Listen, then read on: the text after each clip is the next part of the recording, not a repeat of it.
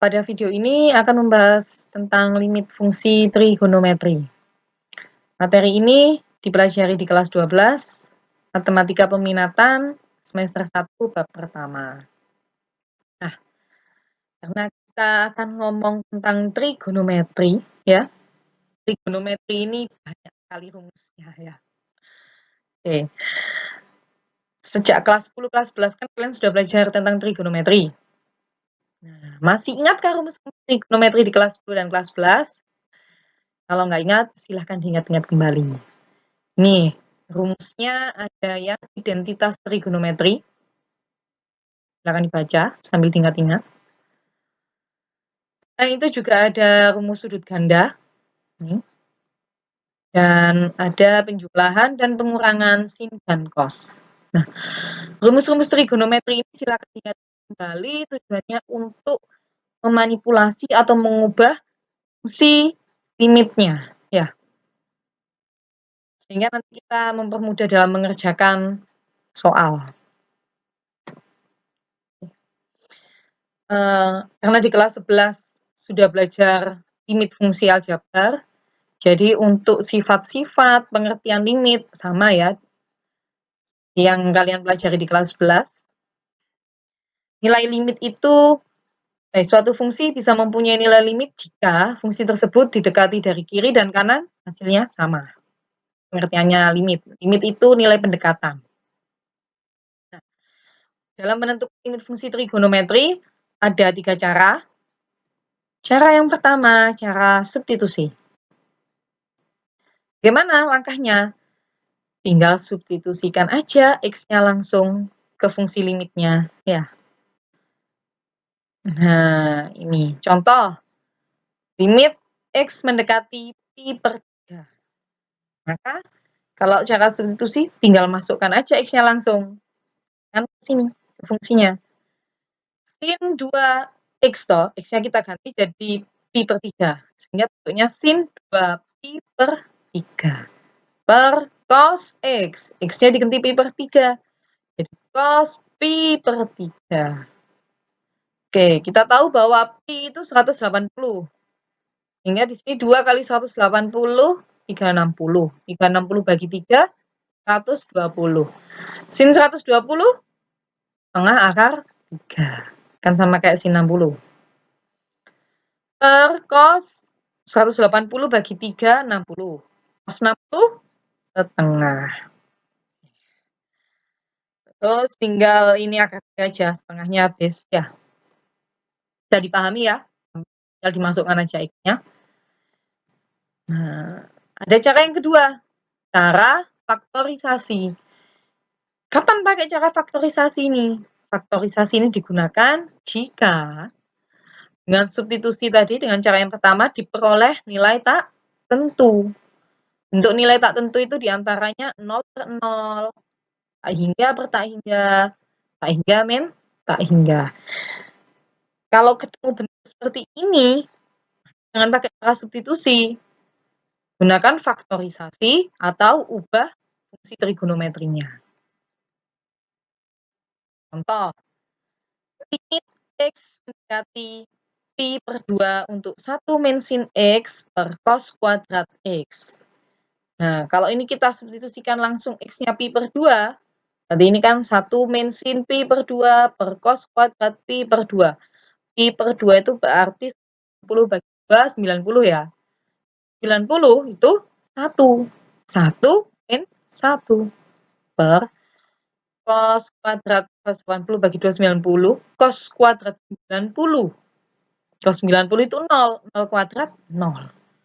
0 per 0. Nah, 0 per 0 ini salah satu bentuk dari tak tentu. Maka nggak boleh pakai cara substitusi.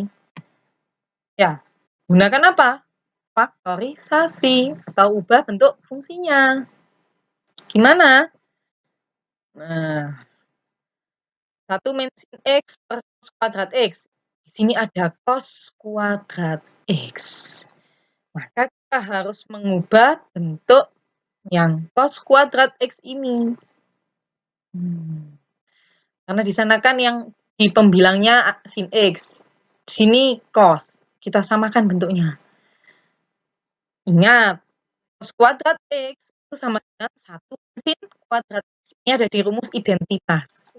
Yang awal tadi. Ya. Sehingga cos kuadrat ini bentuknya menjadi 1 min sin kuadrat X. Nah, kemudian coba lagi. Gimana? 1 min sin kuadrat X ini kan bentuk kuadrat. Yang mana? A kuadrat min B kuadrat. Ingat lagi, A kuadrat min B kuadrat kalau difaktorkan jadinya A min B, A plus B. Sehingga menjadi 1 min sin X, 1 plus sin X. Ya. Ada yang bisa dihilangkan? Ada. 1 min sin X coret dengan 1 min di penyebut. Nah, ciri-cirinya dalam pengerjaan ini, kalau sudah ada yang bisa dihilangkan antara pembilang dan penyebut, tinggal substitusikan aja nilai X-nya. Ini X-nya kita substitusikan aja ke sini. Hingga bentuknya 1 per 1 plus sin pi per 2. Pi per 2 itu 90 kan? Sin 90 itu 1. 1 per 1 plus 1. Berapa? 1 per 2. Sudah ya? Bisa dipahami? Jadi harus diubah bentuk fungsinya dulu. Kemudian kalau masih belum ada yang bisa dihilangkan, gunakan faktorisasi. Nah, kalau sudah ada yang bisa dihilangkan, dicoret, tinggal disubstitusi. Ini langkahnya. Oke.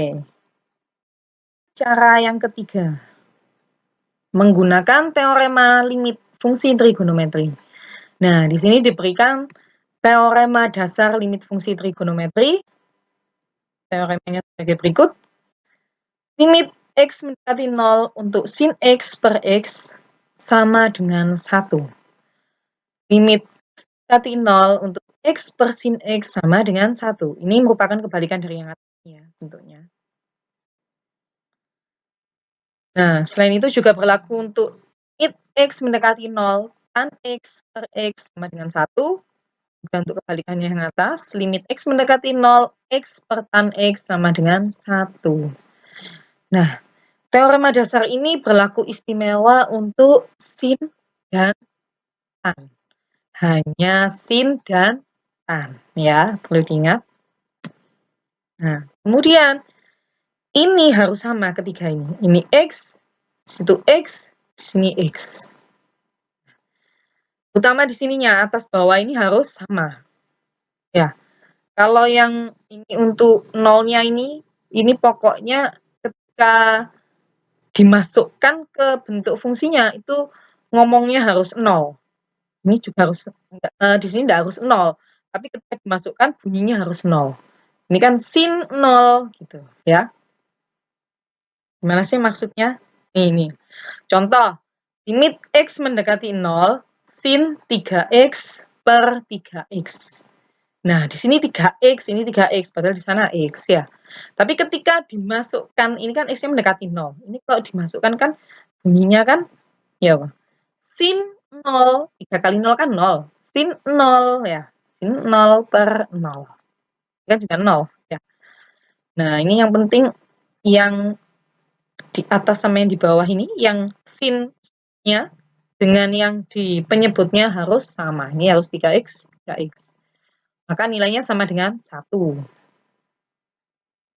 Nah, ini contoh yang lain. Limit A. Nah, ini kan A, bukan 0 kan?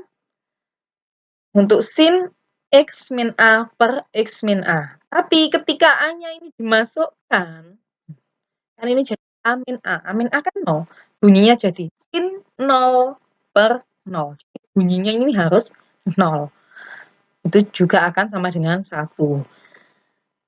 Atau gampangannya kalau ada limit yang fungsinya sin, itu sin-nya kayak dihilangkan. Ya. Contoh yang lain. Limit X mendekati 0, sin 3X per 7X. Wah, ini beda ini. Ini 3X, di sini 7X. Padahal tadi syaratnya di teorema dasar harus sama. Ya, sin sudutnya dengan yang di penyebut harus sama. Tapi ini bisa kita manipulasi. Gimana manipulasinya? Karena di sin-nya ini 3x, maka kita harus memunculkan 3x di penyebut. Nah, bisa kita kalikan 3x penyebut, maka pembilangnya juga harus ada 3x. Biar nilainya tidak berubah kan? Kita kalikan 3x per 3x. Nah, selanjutnya karena ini perkalian itu kan berlaku sifat komutatif, dibolak-balik sama. Ini kita balik, ini jadi sin 3x per 3x, ya 3x-nya di sini, 7x-nya jadi di sana. 3x per 3x kali 3x per 7x. Nah, sin 3x per 3x ini kan sudah sama nih. Ini berapa? 1. Ini 1. Nah, yang 3x per 7x ini bisa kan tinggal dicoret. Ya, tinggal 3 per 7. 1 kali 3 per 7, 3 per 7. Nah, coba kita amati. Sin 3x per 7x. Hasilnya 3 per 7. Duh, ini kayaknya ada yang istimewa ini. Kalau kita lihat 3-nya itu merupakan koefisien x dari sudutnya sin, 7-nya itu koefisiennya x.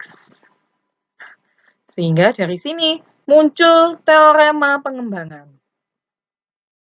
Untuk bentuk limit 0 sin ax per bx sama dengan limit x mendekati 0 ax per sin bx itu sama dengan a per b.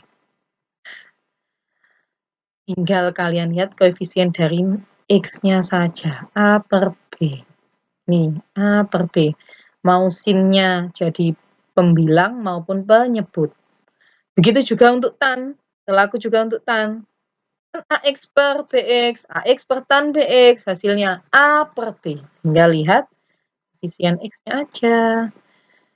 Begitu juga untuk sin AX per sin BX. Atas bawah pembilang penyebut mengandung sin, atau juga atas bawah mengandung tan. Itu tinggal A per B. Lihat koefisien dari X-nya. Mau disilang juga boleh. Tan sin AX BX, tan AX BX sama dengan A per B.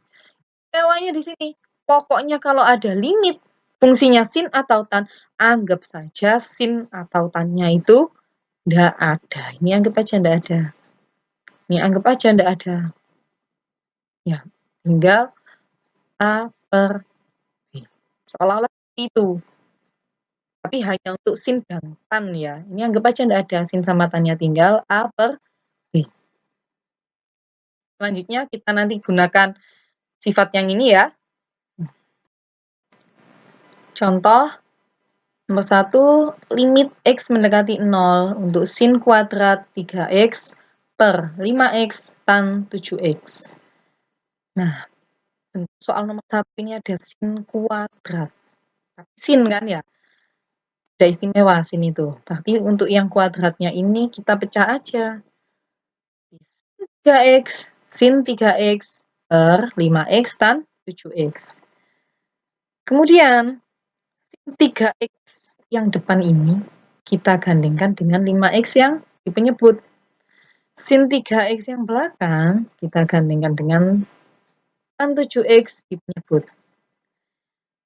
Sin 3x per 5x itu hasilnya kan tadi A per B gitu kan ya. Berarti ini 3 per 5. Ya. Kemudian untuk sin 3x per tan x. Sin dengan tan kan juga boleh, istimewa juga. Tinggal 3 per 7. Tadi karena sin sama tannya itu dianggap aja nggak ada. Ya. Sehingga jadi 3 per 5 kali 3 per 7 sama dengan 9 per 35. Bisa dipahami? Contoh yang lain, nomor 2. Untuk limit x mendekati 0, 1 min cos 2x per 10x sin 4x.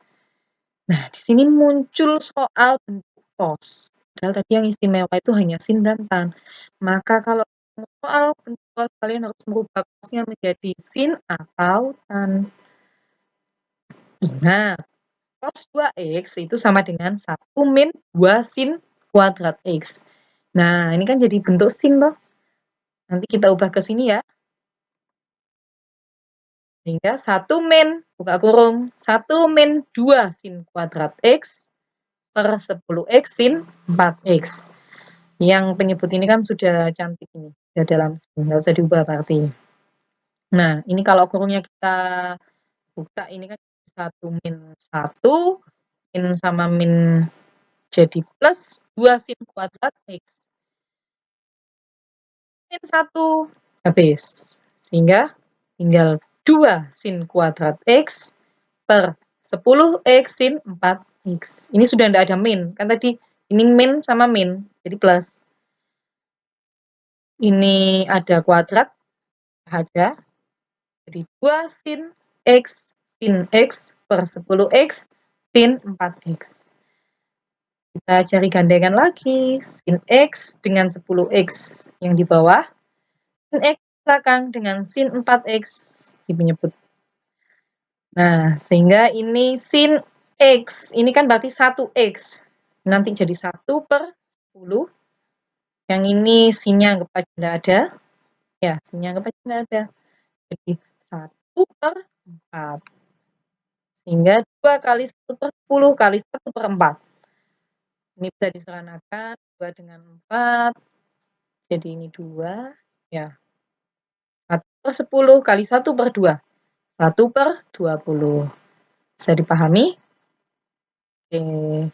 Sekian video penjelasan dari saya. Semoga bermanfaat. Wassalamualaikum warahmatullahi wabarakatuh.